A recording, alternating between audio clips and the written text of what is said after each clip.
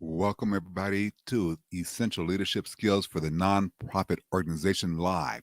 As today we finish off our series on the Mastermind Alliance, their Mastermind Group. Stay tuned. Here we go.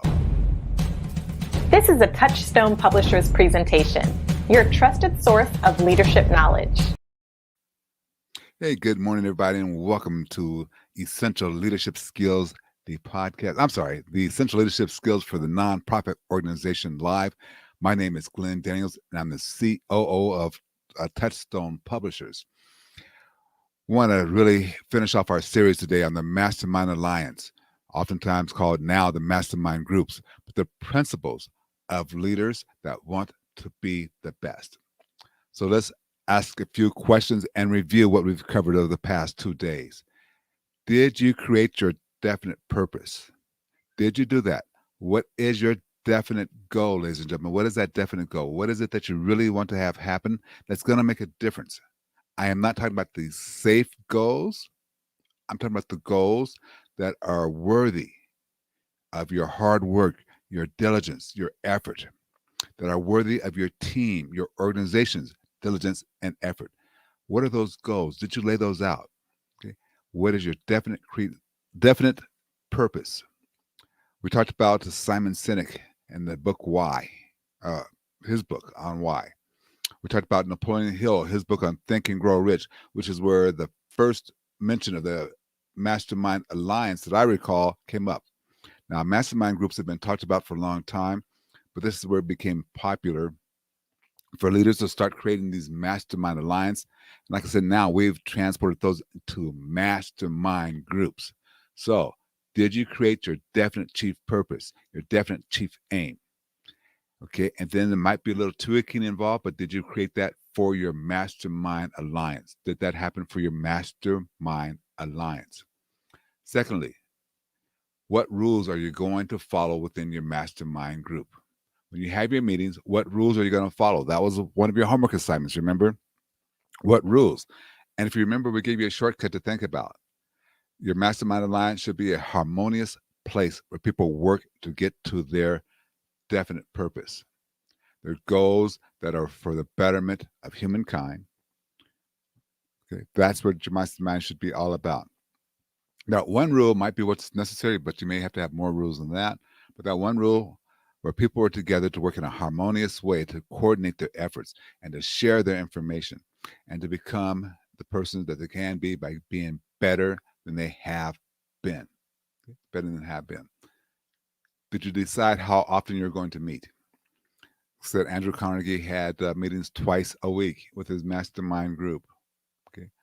His thought was, okay, if I plan this out now, I know how I want it to end. I can get the rest of my team who need that uplift and they're not part of my mastermind group, my employees, to follow along and to connect and to get more passionate about his still business.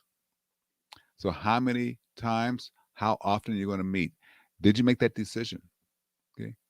And then how many members? How many members are you going to have in there? Remember, it only takes two. It only takes two to create a mastermind. You, me, and that mastermind is us. Again, going back to Andrew Carnegie, he had 50 members in his. I think Thomas Jefferson had 12 members in his. And so I think you have to decide, and I hope you did decide because that was your homework assignment, the infrastructure. How many people do you want? How many members are you going to have in that? Okay. What are the rules for conduct?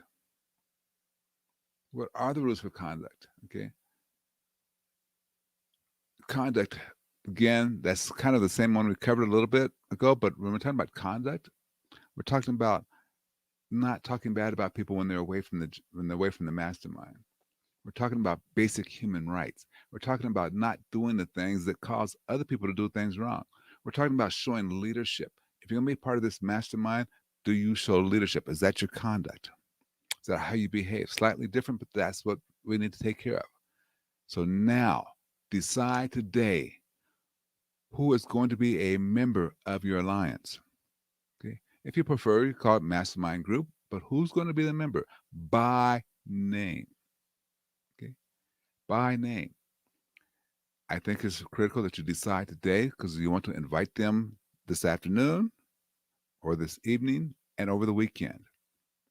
Invite them and let them know, hey, I really would like to share with you and learn more so we can become this Mastermind Alliance or group that is essential to creating power. And power is essential to creating wealth. And wealth in this case means a wealth of health, loving relationships, and financial means to be free. Not just one, all three. And that's what your mastermind should be doing.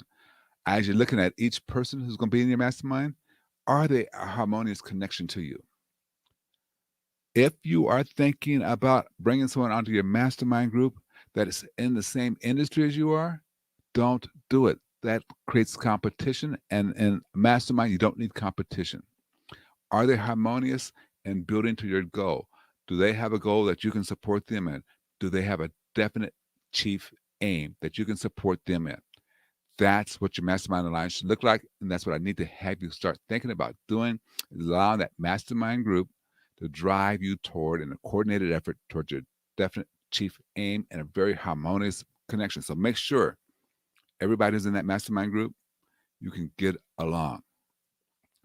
You have to know what their purpose is. What is their definite chief aim? What is their definite purpose? You must know that. Okay. Is it something that's in alignment with what you consider right or wrong or values? As you're selecting your folks, remember to do just that. Understand what their definite chief aim is. If they can't tell you what their definite chief aim is, maybe you don't want them in your group. Maybe you don't want them in your group. Maybe you don't need them in your group. That's something you have to consider. Are they willing to give? Okay, are they a kind of a person who's willing to give their efforts, their energy, their experience, their knowledge? Are they willing to give that? We have some people out there who are leaders who want to keep all that stuff a secret, like it's their secret sauce for success. You need to find people who in your mastermind group that are willing to give. Ladies and gentlemen, today is the day you decide who's going to be in your mastermind group. Today is the day. Are they willing to give? Okay. Do they agree with the principles of the Mastermind Alliance?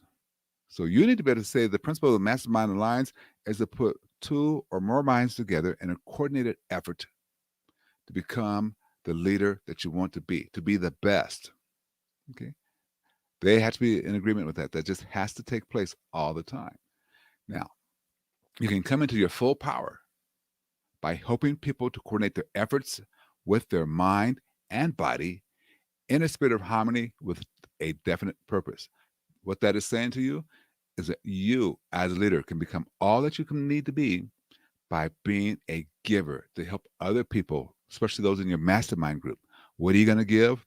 The coordinated effort to allow people to be what they want to be the best they can be, to find the wealth, the love, the health, the freedom, financial freedom to be successful. Ladies and gentlemen, one last thing. Just one last thing to go through. People will decide what behavior that they're willing to show based upon the behavior of the people they associate with. Think about that. You will decide the behavior that you want to show, that you want to have, that you want to be based upon your associates.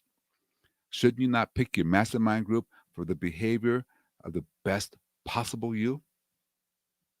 I'm going to suggest you do that. Another word in this area. People will accept the behavior of those that are elected to office, by the way. You want to improve the behavior of those elected to office? Have your mastermind group understand that. Okay. Now, this is a statement that some people are going to just click off. But I'm telling you right now, people will accept the behavior from others of those the same way they accept the elected officials. If you accept your elected officials lying to you and creating violence, that's what you're going to accept, and you're going to find that coming up all around you. Your mastermind group is your chance to really take control of those things. It's your chance to make a big, huge difference in what's taking on. Okay, I'm going to suggest that you always remember, let your mastermind group be the group that's making a difference in the world that helps the world. Why not take charge and select a group of people that are wanting to make a difference? Why not take charge and make that happen? I want to thank you very much for hanging out. We are going to conclude today. We will see you tomorrow, though, at 9 a.m. Eastern Time, okay, which is 7 a.m. Mountain Time, but 9 a.m. Eastern Time. Be here for a start of a new series. Okay, ladies and gentlemen, have a great Wednesday, hump day.